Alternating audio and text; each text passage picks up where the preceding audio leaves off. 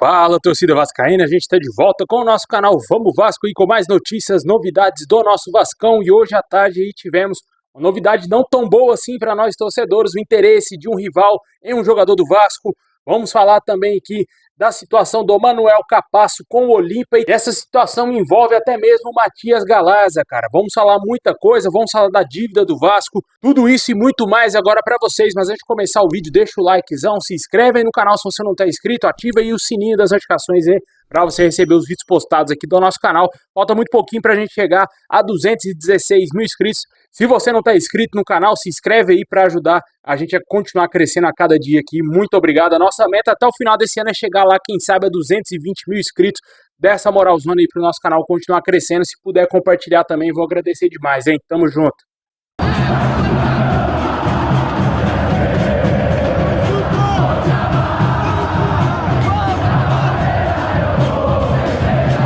Bom, pessoal, de acordo com o jornalista Joel Silva, do canal Atenção Vascaínos, a dívida do Vasco, que era anteriormente de 700 milhões, um pouco mais de 700 milhões, quando o Vasco foi vendido para a CSA7 Partners, aumentou aí para 1 bilhão e 100 milhões de reais, cara.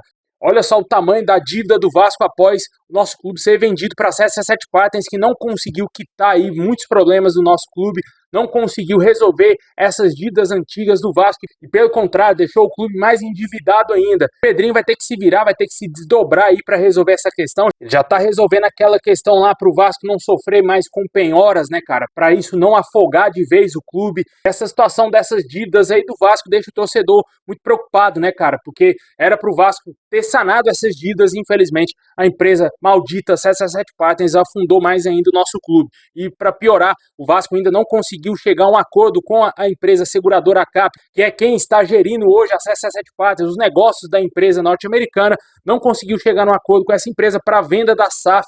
Infelizmente, o Vasco segue aí esperançoso que um dia chega algum comprador, algum investidor interessado em comprar a SAF e, quem sabe, enfim, o Vasco se livrar de vez da CSA7 Partners. Deixe aí nos comentários qual a sua opinião sobre esse assunto aí. Infelizmente, o Vasco aumentando consideravelmente a sua dívida, né, cara? De 700 milhões foi para 1 bilhão e 100 milhões.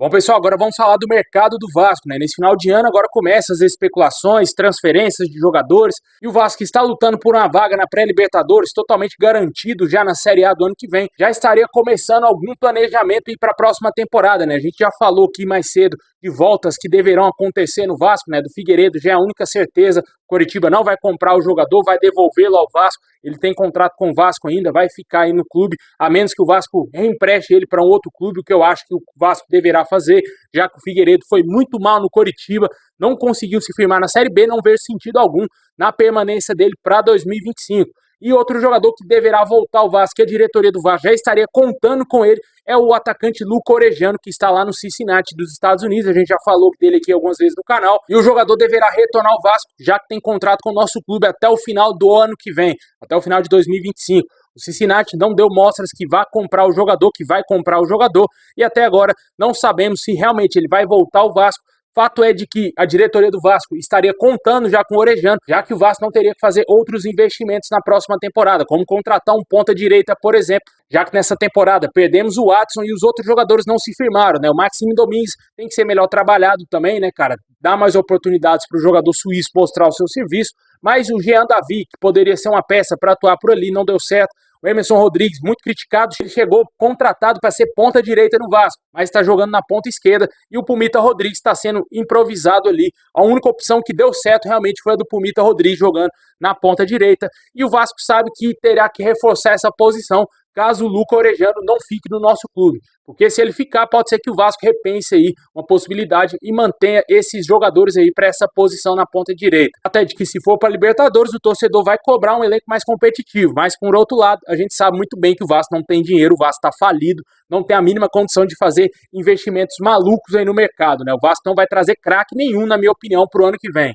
E além dessa situação, devemos ter também retornos de outros jogadores que estão emprestados a outros clubes, mas uma situação aí mais clara é a do zagueiro Manuel Capasso, que está atualmente no Olímpia. Havia até mesmo uma expectativa de muitos torcedores sobre o retorno desse jogador, mas a tendência é que o Olímpia contrate ele em definitivo. De acordo com as informações da imprensa paraguaia, o Olímpia está sim interessado na permanência do jogador para o ano que vem, e o presidente do clube confirmou que tem a opção de compra do zagueiro e revelou que, apesar das finanças apertadas lá no clube paraguaio, eles possuem uma carta na manga, que seria uma dívida do Vasco referente à compra do Matias Galaza, que pertencia ao Olímpia antes de vir para o nosso clube, e isso poderia facilitar a negociação com o Manuel Capasso. Para você que não sabe, o Matias Galaza está no Tajeres, nem pertence mais ao Vasco, e um ex-jogador do clube pode servir aí para a ida do Capasso definitiva para o Olímpia do Paraguai, e o Vasco, por sua vez, vai sanar uma dívida que tem com o clube paraguai e vai perder aí o Manuel Capasso, um zagueiro que não mostrou que veio, né, desde que foi contratado, por isso que ele foi emprestado aí, mas eu acho que ele teria sido um pouco útil nessa temporada, que a gente sofreu muito com a zaga, né, a zaga do Vasco foi muito mal durante o ano inteiro, quando não falhava o Léo Pelé, falhava o Maicon, falhava até mesmo o João Vitor, que veio a peso de ouro, né? O preço que o Vasco pagou no João Vitor dava para ter trazido 2 zagueiros melhores do que ele, mas infelizmente foi a 77 Partes que montou esse elenco e saiu o Capasso, veio o Rojas, né, que não jogou absolutamente nada com a camisa do Vasco, também é outro nome que deverá sair do clube no final dessa temporada, mas o Capasso deverá realmente permanecer lá no Olímpia. Eu acho pouco provável que o Vasco vá trazê-lo de volta para o nosso clube. Deixa aí nos comentários o que você acha da saída do Capasso, que envolve aí o Matias Galaza, uma dívida do Vasco com o Olímpia do Paraguai. Bom, pessoal, e para fechar aqui o nosso vídeo, vamos falar da situação do Hugo Moura, meu amigo. De acordo com o canal lá do Mário Coelho, o volante Hugo Moura aí do Vasco foi sondado por pessoas ligadas ao Fluminense através de seus agentes. A sondagem foi apenas um contato inicial para entender as condições contratuais do atleta, uma vez que o nosso rival procura um substituto para o André, que foi lá para o Wolverhampton da Inglaterra. Hugo Moura, que chegou ao Vasco por empréstimo junto ao Atlético Paranaense até o final dessa atual temporada. No tempo do empréstimo, o Vasco deve pagar cerca de 2 milhões de euros ao Atlético Paranaense e assinar contrato com o jogador até dezembro de 2026.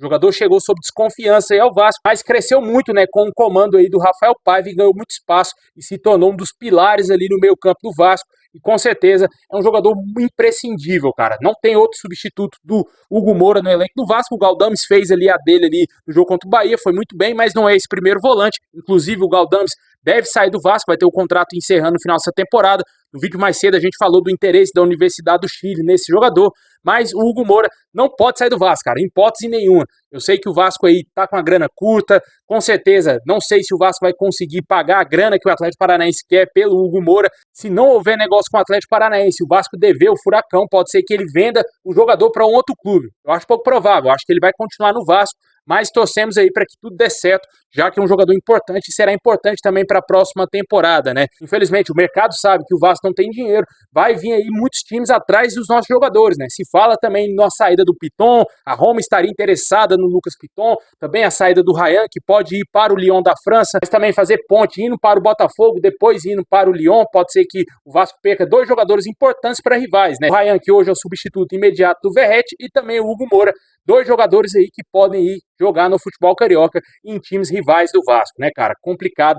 Vamos torcer para que o Vasco conquiste essa vaga a pré-Libertadores, para o Vasco ganhar uma grana a mais também no Campeonato Brasileiro, para conseguir manter alguns jogadores importantes para o próximo ano, porque se jogar Libertadores assim como jogou lá em 2018, meu amigo, o Vasco vai ser saco de pancadas, se brincar não passa nem da pré-Libertadores. O elenco tem que ser reforçado, como a gente falou, o Vasco não tem dinheiro, precisa achar investidor, precisa aí de trazer gente para dentro do clube, novos parceiros, para o Vasco conseguir reforçar esse time para ter um time competitivo em 2025, e a gente não passar sufoco e fazer uma boa Libertadores, quem sabe um milagre, o Vasco sendo bicampeão, né? Deixa aí nos comentários o que você acha desse interesse do Fluminense aí no Hugo Moura. Certamente é um jogador imprescindível para o Vasco, que não pode sair em hipótese nenhuma do nosso clube.